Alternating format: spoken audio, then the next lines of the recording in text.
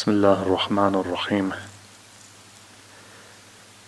الحمد لله رب العالمين والصلاة والسلام على أشرف الأنبياء والمرسلين سيدنا ومولانا أبي القاسم محمد اللهم صل على محمد وآل محمد وعلى آل بيته الطيبين الطاهرين المعصومين المظلومين الذين أذهب الله عنهم الرجس وطهرهم تطهيرا. اللهم صل على محمد وآل محمد. أما بعد، قال الله الحكيم في كتابه الكريم: بسم الله الرحمن الرحيم. ولقد كتبنا في الزبور من بعد الذكر أن الأرض يرثها عبادي الصالحون. صدق الله العلي العظيم. اللهم صل على محمد وآل محمد. Our series of discussions have gone into its final night. We started just a number of nights ago, has very quickly passed, as is the nature of life. What's left is what we've achieved. What's left is the impact that we make in these nights and in this life. When that time comes, that Malakul Maut comes to you,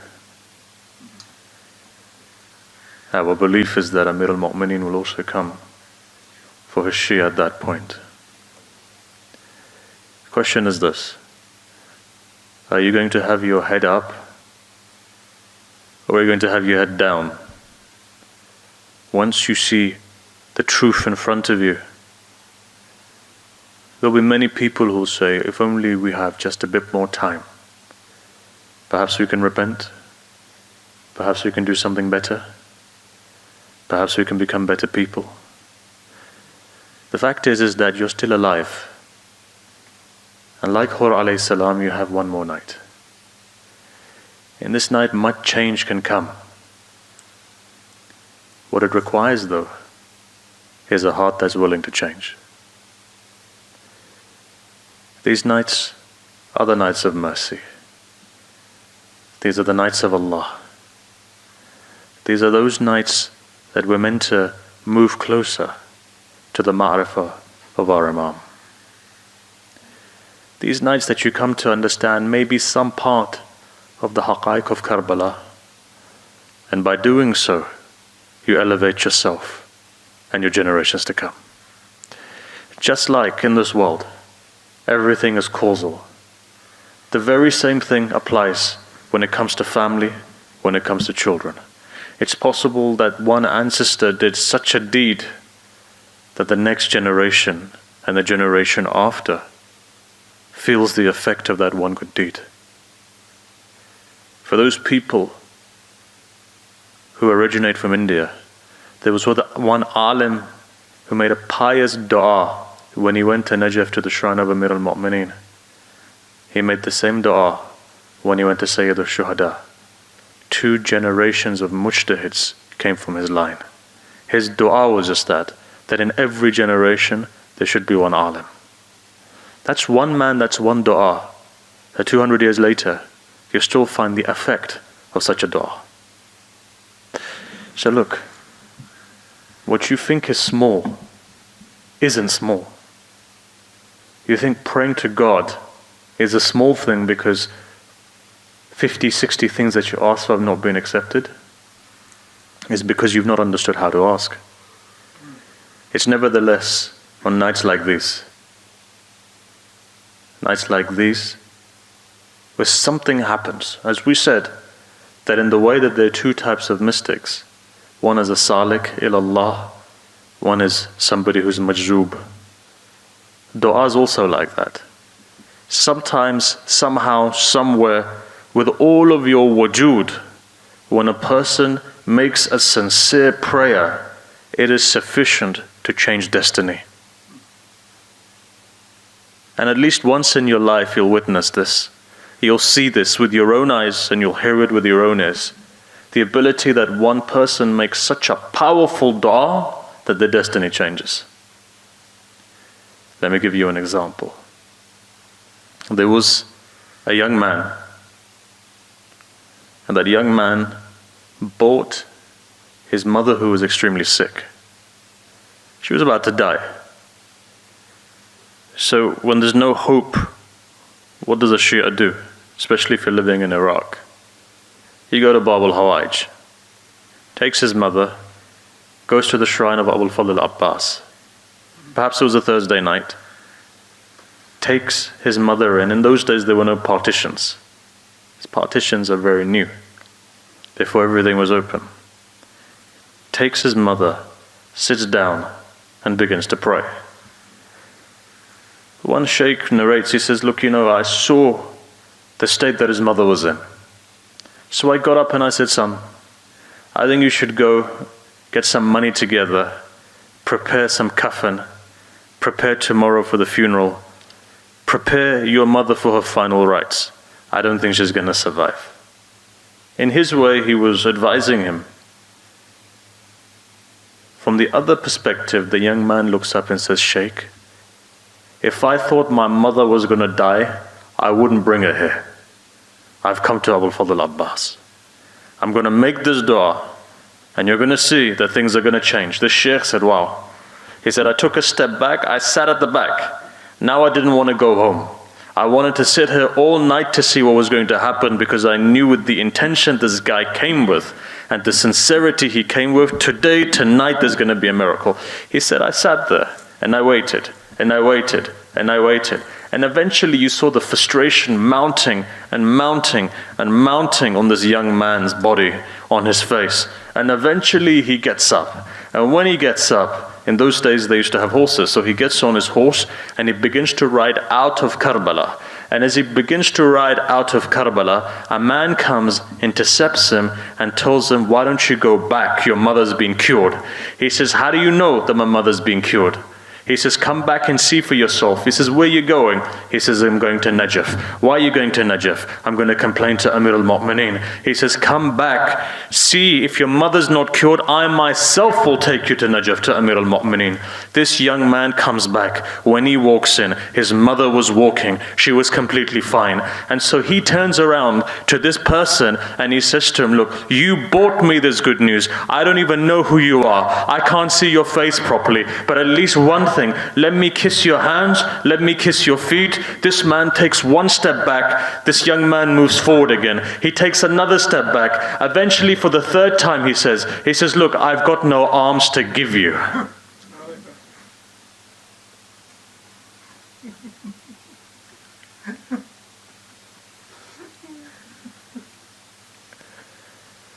For those people who felt that in their heart, you're in the right place.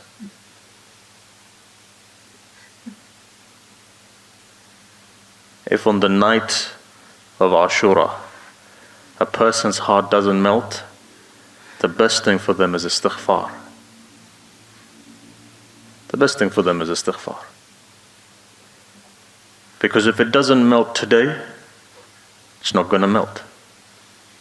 And look, secretly you've come here with a lot in your heart.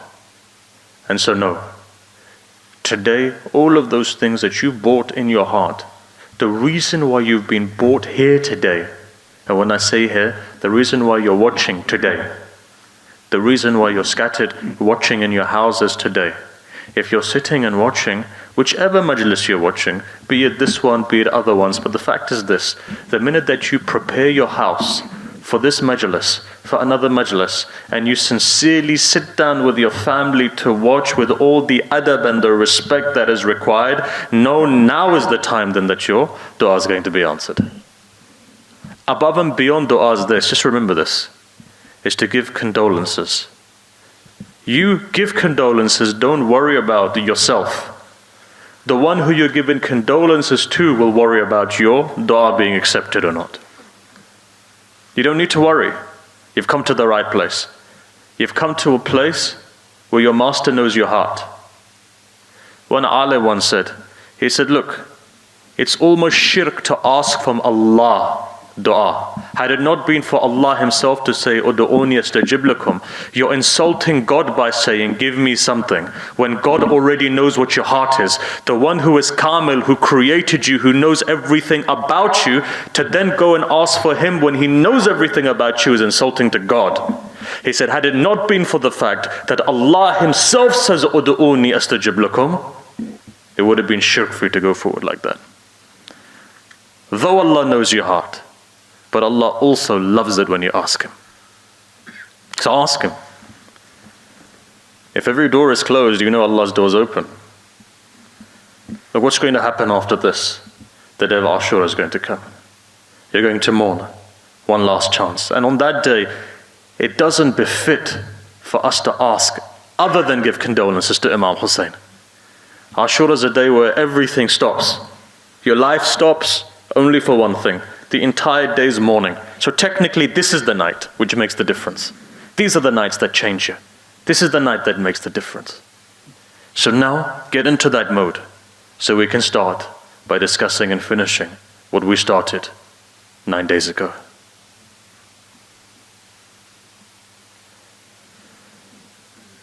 Yesterday we said that the Imams have presented to us a particular methodology. The way of the Imams have always been passive. It's not been aggressive. From the fourth Imam onwards, they live with tyrants. What they taught us is this: how to survive in the face of tyrants. If, let's say, those traditions are correct, the years before the coming of the Mahdi alayhi salam, then you and I both know that there's going to be much trial and tribulation, much oppression, much killing, many diseases, much bloodshed. In this period of time, how does one survive? Here the Imam teaches you how to completely disappear into the shadows in such a way that at least you cultivate your own community and the people around you. And the way is very simple. After Karbala takes place, Imam Zain al-Abidin doesn't come forward to develop and to establish another army to go and fight Yazid. He doesn't do that. Why? Because Imam Hussein didn't fight. Imam Hussein protected himself. Had Yazid attacked Imam Zain al-Abidin again in Karbala, it would have been his haqq to protect himself. But in this space, what does he do? He does something far more miraculous than what Yazid could ever imagine. As Yazid's dynasty is collapsing, Imam Zain al-Abidin begins to establish a network that lasted until the Dhuhr of the Imam. This network developed upon certain things. One, the power of dua, supplication and prayers. If you open up the Sahifa of Imam Sajjad, you will see that those du'as cannot be repeated by anyone else. The beauty of those du'as and the power of those du'as is such. Firstly. Secondly is this. Take it a step further then and see. What else does Imam do?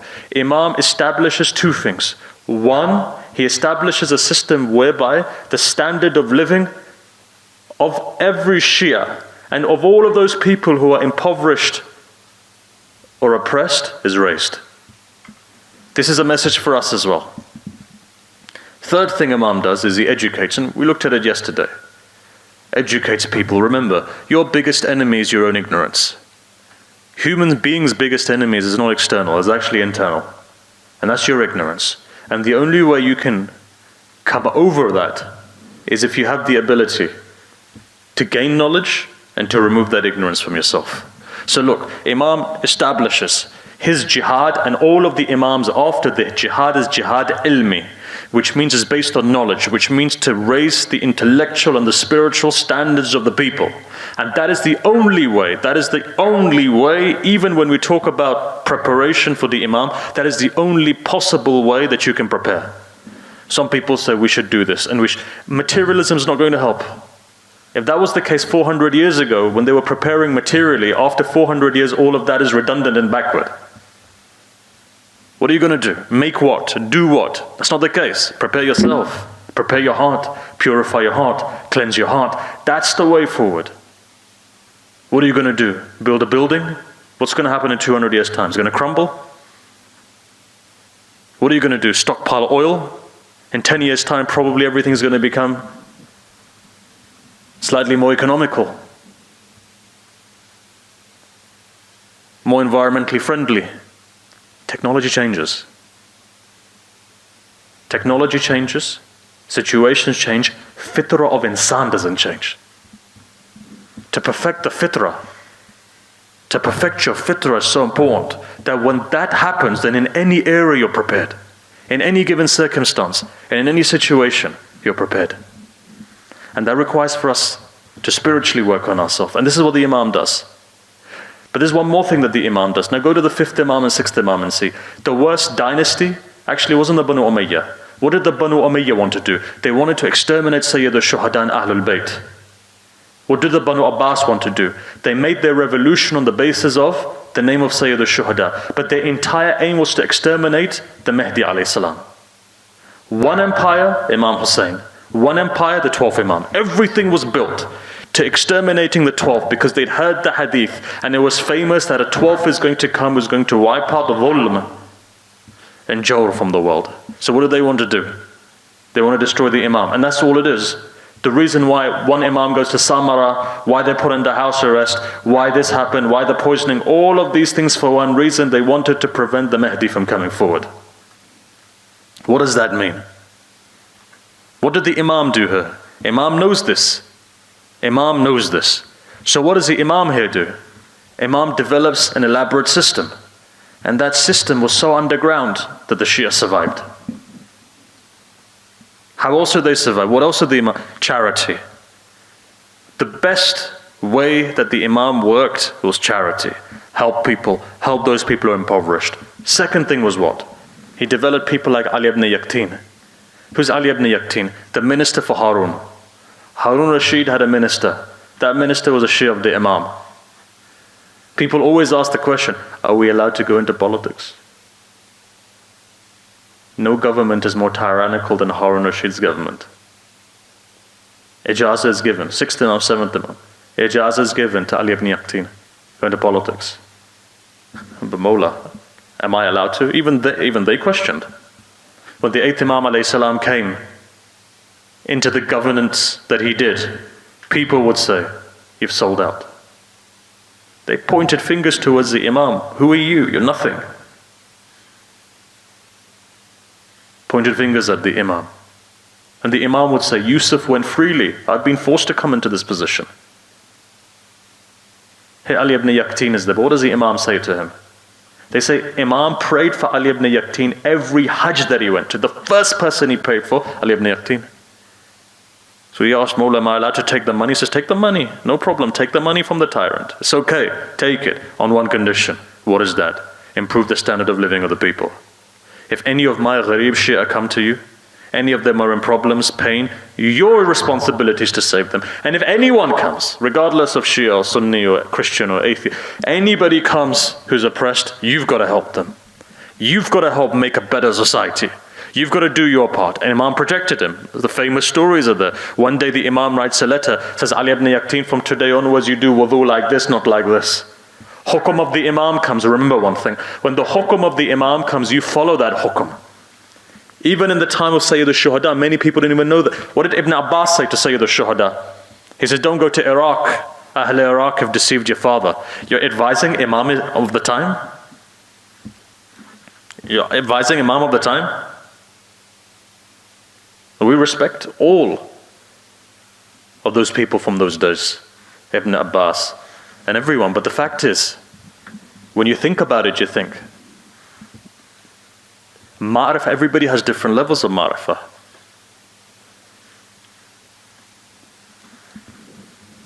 Here Ali ibn Yaqtin says, he says, yes. Says, yes, yes. Starts doing it like this. Why? Somebody had gone to Harun Rashid and said, this guy's a covert Shia. He says, how are we going to find out? He says, watch how he does wudu. He says, fine.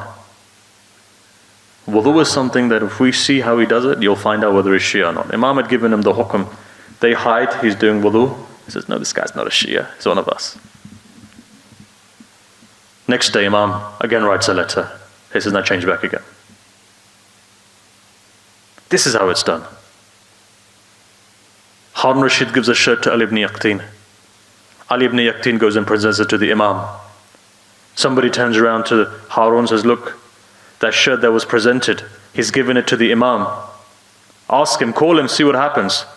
Imam expressed delivers it back. He says, Ali ibn Yaqtin, you keep this, you're going to need it. Knock on the door comes, where's the shirt? Here's the shirt. What does your Imam do? When you work in his way, the job of your Imam is he protects you. That's what the Imam is. Imam protects you. For every time you go and you see these hurdles come, remember, it's your religion. It's your responsibility. Imam is teaching something. Even when the situation is bad, do not stop engaging. Engage in the system. Engage, work with people. Why? Because if you have no representation, you have nothing to say tomorrow. What are you going to say to the people? Just standing outside shouting and protesting doesn't get you anywhere. Yes, it's good enough for people's anger to come out, but you don't change things like that. Had you changed them, 40 years later, 50 years later, you wouldn't be standing outside Hyde Park and screaming. That's not the way you do things. The most successful of our communities are those people who quietly do their work. Develop your friendship, develop your links, help your communities, and you're not just helping your community. Remember, a good Shia is a person who helps everyone. Develop. That's what's important. And Imam is teaching us that. The methodology of Imam just that. He prepares people to go and work, integrate. And that's the most important thing. It requires people who work. Every person has their own responsibilities. Someone is there to protest, somebody is there to work, but you leave others to do their work. Remember one thing. You carry on with your work, don't raise a finger at somebody else's. You don't know what's behind that. You don't know which marja, which alim, who's given what, which instruction has been given. You can go and open your mouth as much as, you don't know what's happening. Each individual carry on with their work. In this day and age, the most important thing is there needs to be engagement. Otherwise, as an isolated community, you can't get anywhere. If it wasn't for the case in the Imam's time, why is it today? We don't live in the time of the Abbasis. We're actually very lucky. We're in a very good position. You can do your azah, you can pray, you can fast, you've got people to help you if something, God forbid, happens. The first people to come and give you shelter are the Christian communities, are the Jewish communities, are the Hindu communities. We live in such an amazing time where people are so kind and gracious. Yes, now and again there may be some governments come in, some leaders come in. This is all part and parcel of politics. People are good people. One thing. Second thing is this. But let's say you do go into politics. Let's say you do gain a position. Now what's your responsibility? Let me tell you what happens. That Ali ibn Yaqtin, who the Imam prays for, one day he comes to Medina after doing the Hajj, goes to the house of the Imam. As he walks into the house of the Imam, what does the Imam do? Turns his face. Ali ibn Yaqtin now comes, he says, Mawla, what have I done wrong? Why have you turned your face from me? Begins to cry. Obviously, your Imam turns, what are you going to do? You're going to start crying. Begins to cry. He says, Ali ibn Yaqtin, in Baghdad, one of my Shi'as came, Abu Hashim. He was poor, yet turned him away. Because of that, go. He says, Mawla, how can I redeem myself? He says, you go to him and ask forgiveness from him. Ali ibn Yaqtin says, how do I get there? Imam says, go at night time, there will be a camel next to Baqi. You get on that camel, you'll get to Kufa. He lives in Kufa, go to his house. Night time, saw the camel. Imam is Sahib Wilaya. Steps later, he's in Kufa. Goes to Kufa, knocks on his door. Abu Hashim says, who is it? He says, Ali ibn Yaqtin. He says, what would Ali ibn Yaqtin, the minister, the prime minister of Harun, be doing here? He says, please open the door. It's Ali ibn Yaqtin. He opens the door. Ali ibn Yaqtin says, I want to ask you for forgiveness. Many months ago you came to me, I was unable to answer you, you knocked on my door, you went away discontent.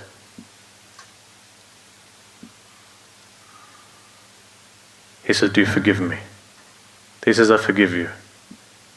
He says, that's not the way I want you to forgive me. I need to make sure that there's nothing in your heart. He says, listen, go, I forgive you. He says, no, on one condition. He says, what? He says, I'm going to put my face on the floor and I want you to put your foot on my face. He says, I can't do that. You're a Shia of Amir al-Mu'mineen. I can't put my foot on your face. He says, please, just do it. Ali ibn Yaqteen puts his head on the floor. Abu Hashim puts his feet on his head. After that then, back on the camel, back to Medina, comes to the Imam. Imam is smiling. He says, you've been redeemed. That's how you do it. Remember one thing, for any leader, and I know as these generations go on, people in the United States will take political positions.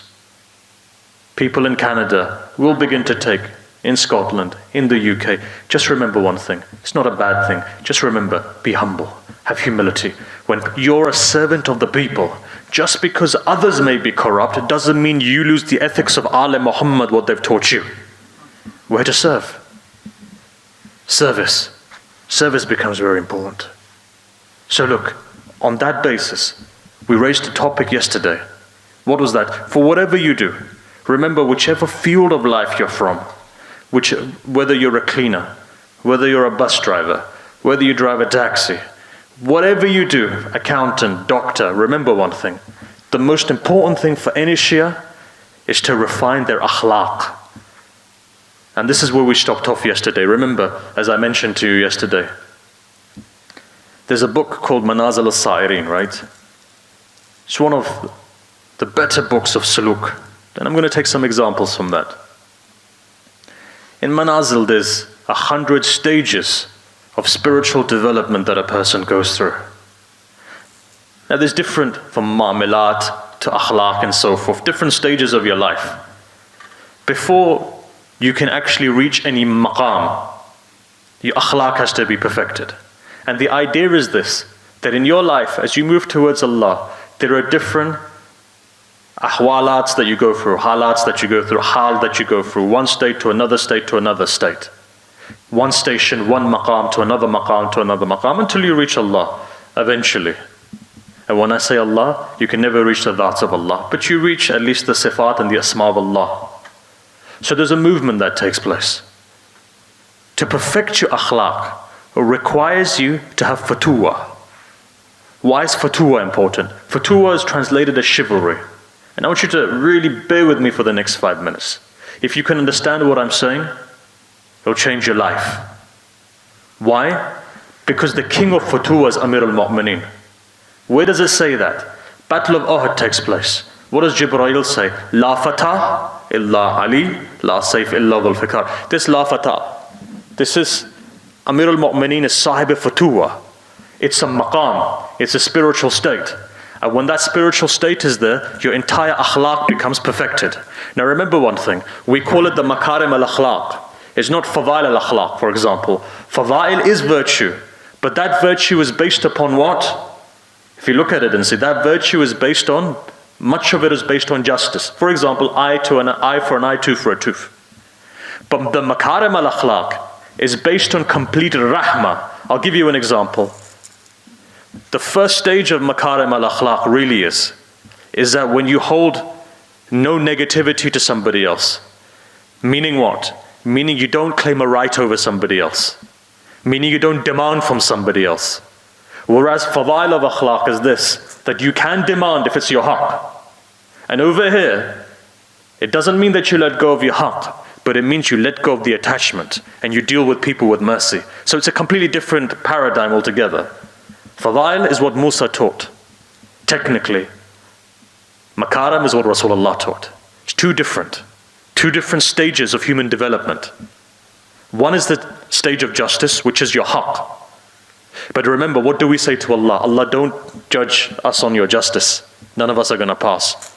Judge us on your passion, your compassion. Therefore, you have to also embody that. That is the makarim al-akhlaq. The ability to embody that. And the most important thing within this that gels everything together, fatuwa. Sahib fatuwa is Amir al-Mu'mineen. What are the qualities? There are 3 stages, if I can break it down, of fatuwa. 1 stage for yourself. 1 stage when you meet others. 1 stage for Allah. When you meet Allah. 3 stages. Now remember, Chivalry. What is chivalry? Now technically your mind is saying, right, when you go into the battlefield, that person who's chivalrous is Sahib Futua. Right? But remember, in the spiritual sense, you're a spiritual warrior. And your battle is the inner battle. So this is the first stage. The first stage is this. Your first stage to yourself is this. That you hold no grudges. First stage. Secondly, you don't argue with anyone. Second stage. And thirdly, you suspend judgment. If these three facets are within you, then you've given you the haqq that's due to you, to your nafs. What do I mean by argument? If you look at some of the greatest ulama, they never got involved in jadl. It wasn't about argument. Why? Because the purpose is intisar. Basically, you want to dominate somebody else. You've seen people, we've had a discussion with people that they want the last word. However you say 2 + 2 = 4, they're like, no, 5. And they want the last word. And however you say, listen brother, look, 1, 2, 2. Say no, 1, 2, 3. And they're not going to shift. What does Islam say? In fact, if you've got makarim al-akhlaq, leave it. Don't even get yourself involved in these arguments. Wherever you see arguments take place, run away from it. There's a difference between explaining something to somebody and getting involved in an argument. When you realize that this person is becoming stubborn, leave it. Why? Hidayah is from Allah. Your job is just to explain where you can see where Amr bil Ma'ruf has 10 different lists. You have to tick them off. Checklist, this. Then Amr bil Ma'ruf becomes wajib. Doesn't mean necessarily just because somebody's doing something, Amr bil Ma'ruf naturally becomes wajib on you.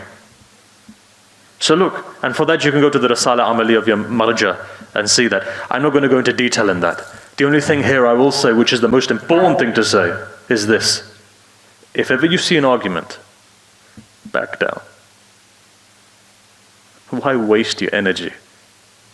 More than or not, it strengthens your own ego, and then you end up saying something that pushes you back from that focus. For the sake of Allah, quite fine, it doesn't make a difference. And train yourself. You know the best time to train yourself? In the month of Ramadan, when you're fasting and when you're driving. Because that's when road rage happens. Best thing is this, whenever somebody sticks 2 fingers up at you, just smile and drive on. You know why? Because as many of the ulama have said, it's like if you retaliate, it's like hitting a stick. You're not hitting what's behind the stick. What's behind the stick actually is your own nafs. If a dog barks at you, you're not going to stop barking at the dog because you don't see it as an equal. If a child says something to you, you're not going to say anything, you don't require it, don't see it as an equal. But when somebody you see psychologically as an equal says something, straight away your ego becomes ready to go. So the first thing is this, don't quarrel, don't argue. Second, don't hold grudges. It eats you up. Grudges will destroy you. Don't hold it, let it go. Don't hold grudges. Thirdly, don't judge anyone. You know why? I don't know what the person is going through. Are you in his mind? Do you see his life? Do you know what he's going through? No. Do I have enough time to judge somebody? No. If I've got enough time, I'm wasting a lot of time. Only those people who have overcome you is who you think about a lot. So don't let anybody overcome you, just let it go. First stage. For yourself, now for the other. Your responsibility to the other is this.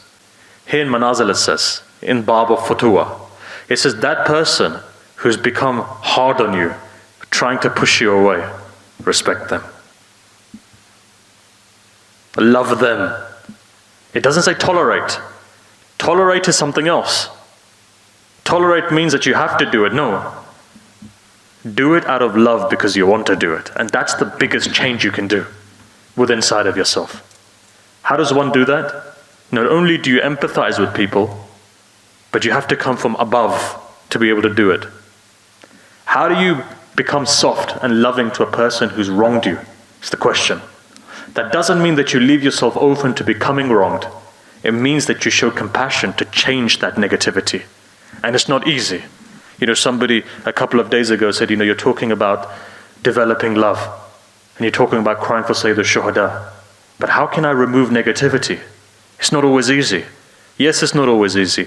The best way of removing negativity is to do khidmah, service, selfless service. Why? Breaks the ego. You come into the mosque, right? Let's say we're here. Majlis finishes. You should be the one who takes food and gives it to people. You should be the one who takes water and gives it to people. You should be the one who helps. This service, this khidmah, is enough to break the idols inside of you. Look, I've seen successful people doing this. I remember many years ago, it was the month of Ramadan, I was much younger. In my local mosque, we went to eat, and there was a very senior member of the community, and he was served food. He came to one person, this person grabbed the rice and chucked it. He says, I don't want this. I remember that gentleman, a successful gentleman, went into the toilet, he was crying. And when I went there, he says, look, today I'm khadim of Hussein. If this had been outside, I would have taken care of this guy. But because I'm serving Imam Hussein, I can't even reply to this guy. All I can do is cry. I feel oppressed. And at that moment, somebody advised him. They said, look, the one you're serving is the one who's going to take care of you. The slave shouldn't feel anything. Let the master feel everything. We'll see what happens then. And Allah raised him, maqam higher, success higher. This is what akhlaq does. So look, generally what I'm talking to you now would take a week to cover. If we were sitting down with our teachers, this entire bab takes a week, and that's only the part of the nafs, let alone others. I'm only summarizing this for you. I'm not here to give a Hausa lesson on manazil and the bab of futuwa. Therefore I'll leave the section on God, because that section is complex. What I want to finish, our final thing is this. See, when it comes to akhlaq, right? On the very first day we said something. That was this. There are 5 things.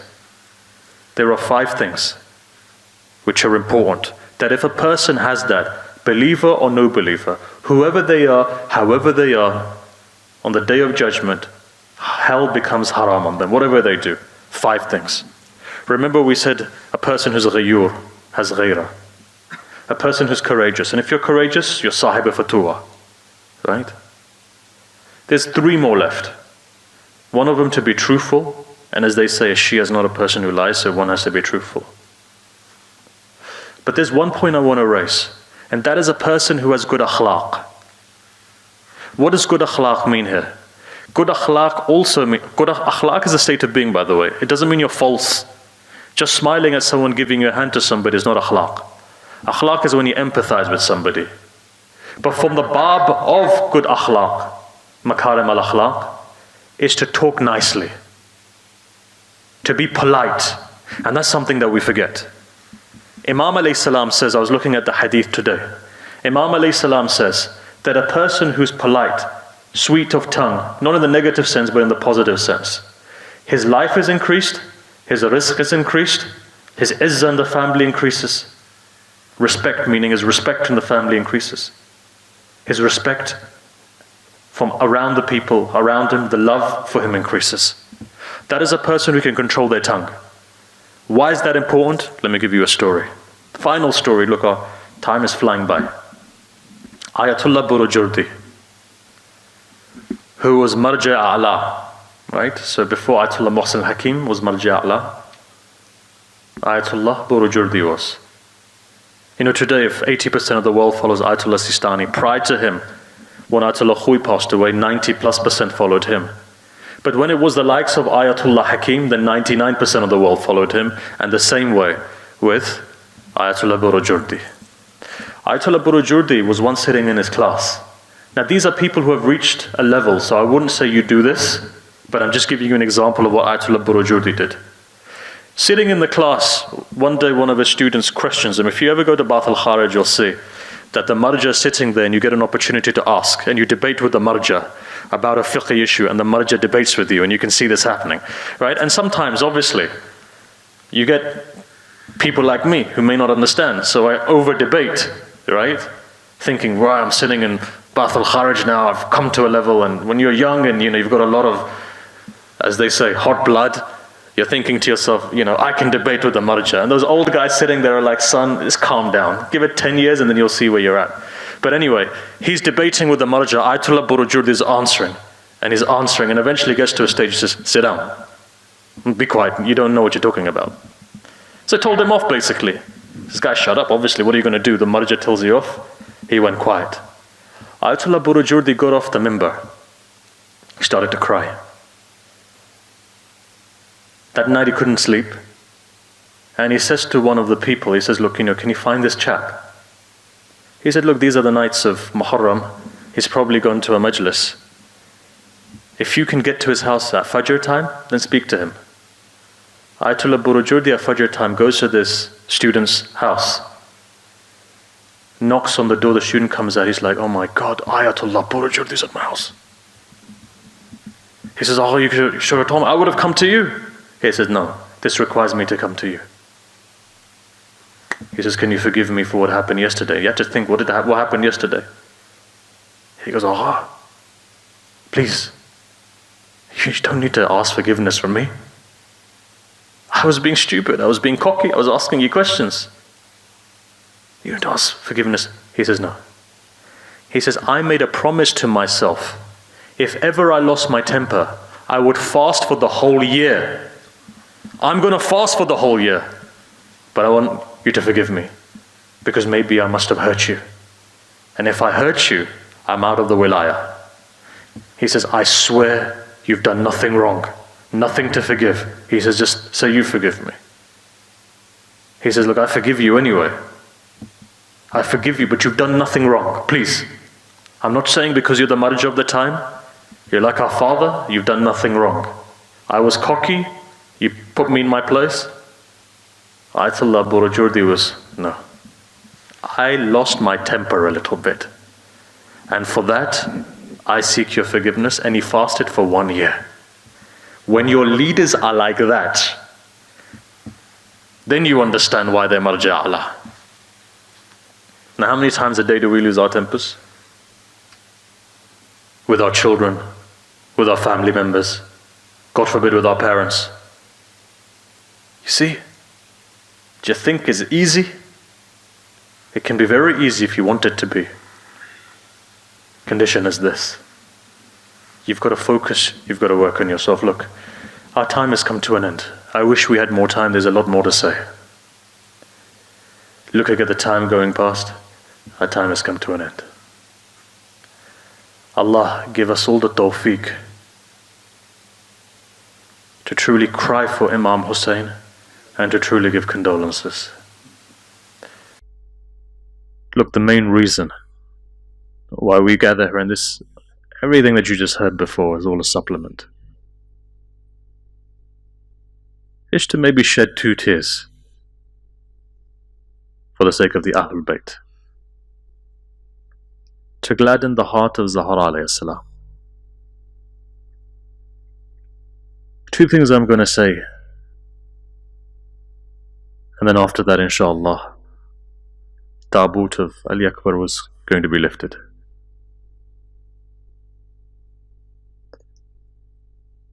Whenever I think of this tradition, it pains me. And that is this. Final wida of Ali Akbar. 3 widas. 1, when he goes to the tent of Imam Zain al-Abidin. As he goes there, the tradition says he begins to kiss the hands and the feet and the forehead of Imam Zain al-Abidin. Imam Zain al-Abidin opens his eyes and says, brother, what bala has befallen that you're doing this? Ali Akbar just replies, Baqiya Abuna, Ghariban, Faridan, Adshanan, Mazluma. Our father is alone, and he's oppressed, and he's thirsty.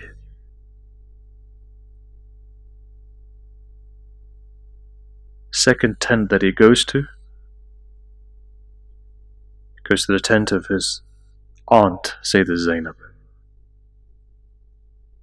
Ijaz is given from her, so he goes to the tent of his mother. You know, mothers out there, if your young son for the last time is coming and asking you for permission for death, what would you do? What would you say? Again, this mother is old. It's wajib for your mother and father both to give you permission before you go into the battlefield. What does his mother say? She says, son, I'm old now. I don't have any other children. I don't have anybody else to take care of me. Son, if you go, who am I going to live for? You know, as a parent, what do you want to see? You want your children to grow old, and if you have sons, the happiest day, ask any mother or father, is the day when that son gets married. You'll see that your mother and father are the happiest. If anybody is or anybody's not, your old father, your old mother is going to be so happy that day, the day when you get married. Now imagine if your son is taken from you and there's no progeny there. Have you ever seen, God forbid, that a son passes away but he has children? How that mother, that father grabs hold of those children? You'll never come to know. You know why? Because until you yourself don't become a parent, you don't know what a love is that a mother and father have for their children. They continue to look at their grandchildren in remembrance of their son. Now you may understand slightly why for Fatima Zahra alayhi salam, for her when she looked at Ali Akbar, for example, as it says in the she'd gone many years before that. Imam Hussein was very young. But you know, Zahra not separated from this world. Why Sakina meant a lot. You know what the tradition says? It says that when they got to Kufa, Imam's head fell from the spear and wouldn't go any further. At that moment, Imam Sajjad looks to his father's head and says, Father, my back can't take it anymore. Why don't you move forward? For a voice comes. Sajjad, my Sakina's fallen somewhere. I'm not going to move until you don't bring her back. Imam says to Sayyidah Zainab, Sakina's fallen somewhere. Imam's not going to move. Our father's not going to move. Tradition says, when Zainab looks into the distance, she sees a woman holding a young baby, holding a young girl. Not a baby, but a small girl. When she comes close, she realizes it's Sakina. The first thing she says is this. She says, O woman, you've done ihsan on the daughter of Hussein. And know that on the day of judgment, when my grandmother comes, I'm going to intercede for you on that day. This woman, while she's holding this 4-year-old girl, lifts her head up, says, Zainab, recognize me. I'm your mother. Imagine what would be going on the heart of Zahra. So the tradition says, it says that Ali Akbar knows that he needs to somehow convince his mother, so he just says one thing. He says, Mother, on the day of judgment, if my grandmother Zahra comes and she says, Layla, your son was alive, my son died, what are you going to do on that day? Layla looks up, she says, your father's maqam is higher, go into the battlefield, I won't say anything else. Final time, Imam Hussein now comes forward and he just says one thing. He says, son, when you were 7 years old, you started wearing an amama. Sayyidah Zainab tied it, your mother tied it. I was looking for a day to come where I would have an opportunity to tie it, perhaps on the day when you were getting married. Son, that time hasn't come in my life. Would you allow me to tie the amama over your head? Tradition says this. Young son puts both of his knees down. They say this old father gets the cloth to tie it. When Rasulullah was tying the amama on Amir al-Mu'mineen's head, He was reciting at the Battle of Badr, Nasrun min Allahi wa Fatun Qareeb. As Sayyid al-Shuhada begins to tie the Imam on the head of Ali Akbar, he begins to recite, Inna lillahi wa inna ilayhi raji'un. Ali Akbar goes into the battlefield. Look, I can't narrate all of it. Just so that you understand the ghurba of Ali Akbar. Understand the ghurba of Hussein. One Rahawi says, he says, I felt so sorry for Hussein. I wanted to cry. Why?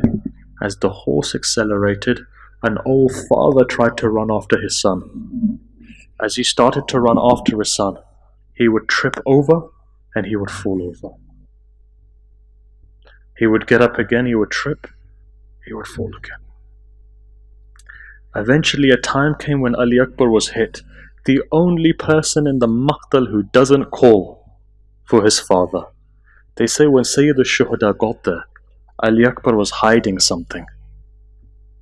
He says, Ali Akbar, open your hands up. What is it? He says Ali Akbar was moving. Ali Akbar was moving like a fish out of water, moving because he was hurting. And so after that he says, look, show it to me. Ali Akbar removes his hands. What was it? A piece of spear was coming out. They say at that moment, Sayyid al-Shuhada puts one knee on the ground of Karbala and one knee on the chest of Ali Akbar. At that moment, he grabs onto it. Some ulama have said, at that moment, he was looking up and he was just saying, Ya Ali. He pulled it out. They say Ali Akbar begins to shake. At that moment, in a tradition, it says, as if there was an earthquake coming in Karbala. And at that moment, Imam Zain al-Abidin says, Aunt, what's happening in Karbala that you're finding it shake like this? She says, son, look yourself and see. And at that moment when he looked up, he saw an old father crawling with a son on his back. Inna lillahi wa inna ilayhi raji'un. Matam Hussain.